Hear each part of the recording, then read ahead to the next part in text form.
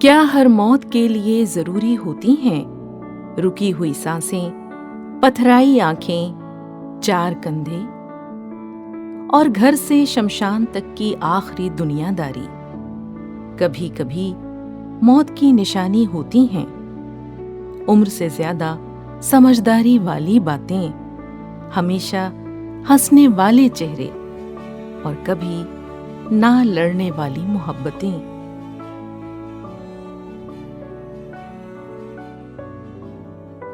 اے میرے شبد، میرے بھید، مہادھن میرے، رات میں خوشبو تیری، نیند میں بوسہ تیرا، ٹھنڈ میں آگ تیری تاپوں، کھلوں جی اٹھوں، اپنے آنسو تیرے ہاتھوں کے کٹورے میں رکھوں، دیر تک تجھ سے لپٹ کر یوں ہی روتی جاؤں۔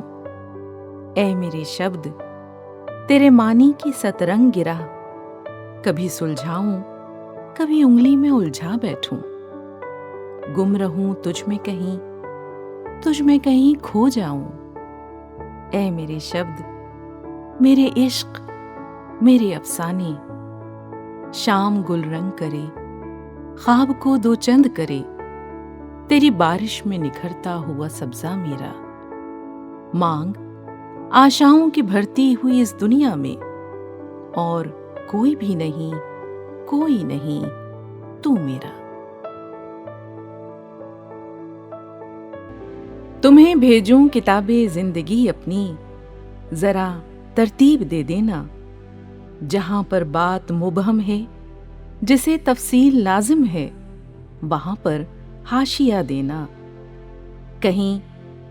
کہیں گر دو مکمل لفظ اکٹھے ہو گئے ہوں تو یہ قربت غیر فطری ہے، ضروری ہے مناسب فاصلہ دینا۔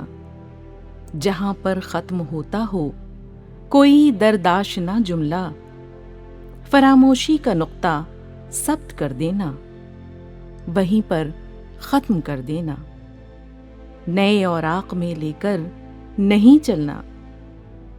ادق سی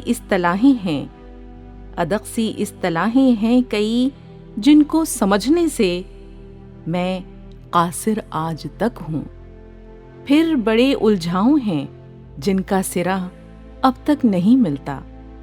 تمہیں لازم ہے وحدانی خطوں میں ان کا مطلب کھول کر لکھنا۔ مقام ایسے بھی ہیں جن پر قدم یوں ڈگمگائے تھے کہ شانوں پر رکھی ساری عمارت ڈول جاتی تھی، انہیں واوین دے دینا۔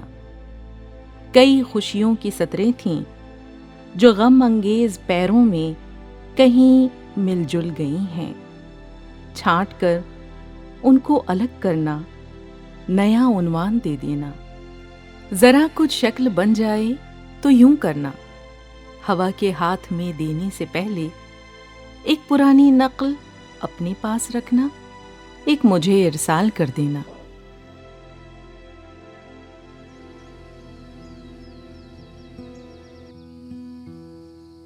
سکون بھری کسی خاموش جھیل کے کنارے عملتاس سی میں، موسم بہار میں محبت کے جزیرے سے آتی پر اثر ہواؤں کے جھونکوں کی گفتگو سنتی ہوں۔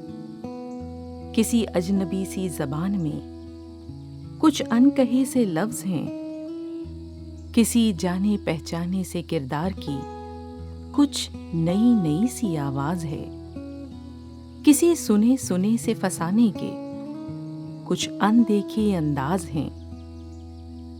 میں دیکھتی ہوں کہ کچھ نئے سے پھول میری شرمیلی سی ٹہنیوں میں کچھ نارنگی سا رنگ لیے ہوئے ہے، کوئی نشیلی سی مہک ہے۔ یہ کیسی کہانی ہے، یہ کیا رنگ ہے؟